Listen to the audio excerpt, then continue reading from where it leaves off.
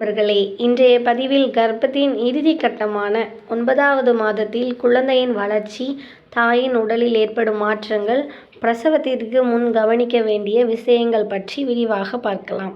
9வது மாதம் அப்படின்னா என்னன்னு பார்த்தீங்கன்னா, 9வது மாதம் என்பது பொதுவாக 33 முதல் 40 வாரங்கள் வரை இருக்கும். இந்த மாதத்தில் குழந்தை முழுமையாக வளர்ச்சியடைந்து பிறப்பிற்காக தயாராகும். அடுத்து குழந்தையின் வளர்ச்சி. 9வது மாதத்தில் குழந்தையின் உயரம் 48 முதல் 52 சென்டிமீட்டர் வரை இருக்கலாம். குழந்தையின் எடை 2.8 முதல் 3.5 கிலோ வரை இருக்கலாம். ஒவ்வொரு குழந்தையும் மாறுபடும். நுரையீரல் முழுமையாக வளர்ந்திருக்கும். மூளை தொடர்ந்து வளர்ச்சி அடையும். உடலில் போதுமான கொழுப்பு சேர்ந்து பிறந்த பிறகு உடல் வெப்பத்தை பராமரிக்க உதவும். நகங்கள் முழுமையாக வளர்ந்திருக்கும். தலைமுடி நன்றாக வளர்ந்திருக்கும். கண்களை திறந்து மூட முடியும். தாயின் குரல் மற்றும் வெளிச்சத்திற்கு பதிலளிக்கும். 2வது பார்த்தீங்கன்னா குழந்தையின் நிலை. இந்த மாதத்தில் பெரும்பாலான குழந்தைகள் தலைகீழே இருக்கும். பிரசவ பாதையை நோக்கி மெதுவாக கீழிறங்க ஆரம்பிக்கும். இதனால் தாய்க்கு அடிவயிற்றில் அழுத்தம் அதிகமாக உணரப்படலாம். 3வது பார்த்தீங்கன்னா குழந்தையின் அசைவுகள். குழந்தையின் அசைவுகள் தொடர்ந்து இருக்கும். வயிற்றில் இடம் குறைவதால் முன்பு போல் அதிகமாக திரும்பாமல் கை கால் அசைவுகள் தெளிவாக உணரப்படலாம். அசைவுகள் திடீரென குறைந்தால் உடனடியாக மருத்துவரை அணுக வேண்டும். 4வது தாயின் உடலில் ஏற்படும் மாற்றங்கள்.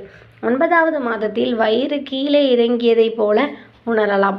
அடிக்கடி சிறுநீர் கழிக்க வேண்டியிருக்கும். இடுப்பு மற்றும் முதுகு வலி, கால் வீக்கம், சோர்வு, தூக்கமின்மை, மூச்சு விடுவது சிலருக்கு சற்று எளிதாகலாம், ஏனெனில் குழந்தை கீழிறங்கியிருக்கும்.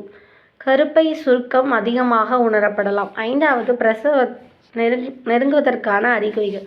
பின்வரும் அறிகுறிகள் இருந்தால் பிரசவம் நமக்கு நெருங்கி வருது அப்படிங்கிறத தெரிஞ்சுக்கணும். வயிறு அடிக்கடி இறுகி வலி வருதல், முதுகில் இருந்து முன்புறம் பரவும் வலி, இரத்தம் கலந்த சளி போன்ற சுரப்பு, கருப்பை நீர் உடைந்து திரவம் வெளியேறுதல், 5 முதல் 10 நிமிடங்களுக்கு ஒரு முறை ஒழுங்கான வலி வருதல்.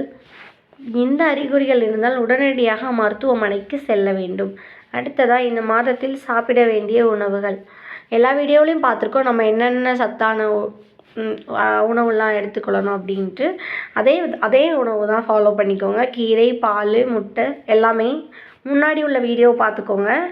அதுக்கப்புறமா செய்ய வேண்டியவை: மருத்துவர் கூறிய தேதிகளில் பரிசோதனைக்கு செல்லுங்கள். குழந்தையின் அசைவுகளை தினமும் கவனியுங்கள். போதுமான ஓய்வு எடுத்துக்கொள்ளுங்கள். இடது பக்கம் திருப்பி படுப்பது பலருக்கு வசதியாக இருக்கும். லேசான நடைபயிற்சி மருத்துவர் அனுமதித்தால் செய்யலாம். மனதை அமைதியாக வைத்துக் கொள்ளுங்கள். அடுத்ததாக தவிர்க்க வேண்டியவை: கனமான பொருட்களை தூக்குதல், மருத்துவரின் ஆலோசனை இல்லாமல் மருந்து எடுத்துக்கொள்வது, அதிக பயணம், நீண்ட நேரம் நின்றிருந்தல், புகைப்பிடித்தல் மற்றும் மது அருந்துதல். அடுத்ததாக உடனடியாக மருத்துவரை அணுக வேண்டிய அறிகுறிகள்: குழந்தையின் அசைவுகள் குறைதல், அதிக இரத்தப்போக்கு, நீர் வெளியேறுதல், கடுமையான வயிற்றுவலி, கடுமையான தலைவலி, மங்கலான பார்வை, முகம் கை கால் திடீரென அதிகமாக வீங்குதல், காய்ச்சல். அடுத்ததாக பிரசவத்திற்கான தயாரிப்பு. மருத்துவமனைக்கு எடுத்து செல்ல வேண்டிய பையை தயார் செய்து வைத்திருங்கள். கர்ப்ப பரிசோதனை பதிவுகள் மற்றும் ஆவணங்களை எடுத்துச் செல்லுங்கள். குழந்தைக்கான உடைகள், டயப்பர், தாய்க்கான உடைகள் போன்றவற்றை தயார் செய்து வைத்திருங்கள். அவசர தொடர்பு எண்ணை கையில் வைத்திருங்கள். அடுத்ததாக மனநல பராமரிப்பு. பிரசவத்தை நினைத்து பயப்பட வேண்டாம்.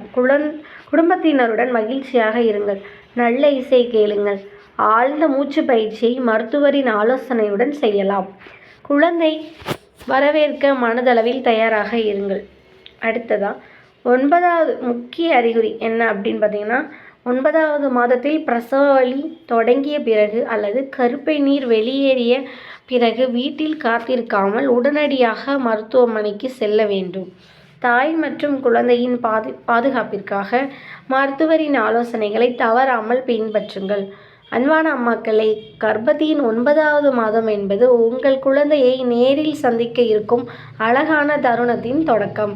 ஆரோக்கியமான உணவு, போதுமான ஓய்வு, நேர்மறையான மனநிலை மற்றும் மருத்துவரின் ஆலோசனைகளை பின்பற்றுவதன் மூலம் பாதுகாப்பான பிரசவத்தை எதிர்கொள்ளலாம். மேலும் ஆரோக்கிய தகவல்களுக்கு சுகம் சித்த மருத்துவ மையம், பாவூர் சத்திரம். ஆரோக்கியமான தாய், ஆரோக்கியமான குழந்தை, மகிழ்ச்சியான குடும்பம். நன்றி.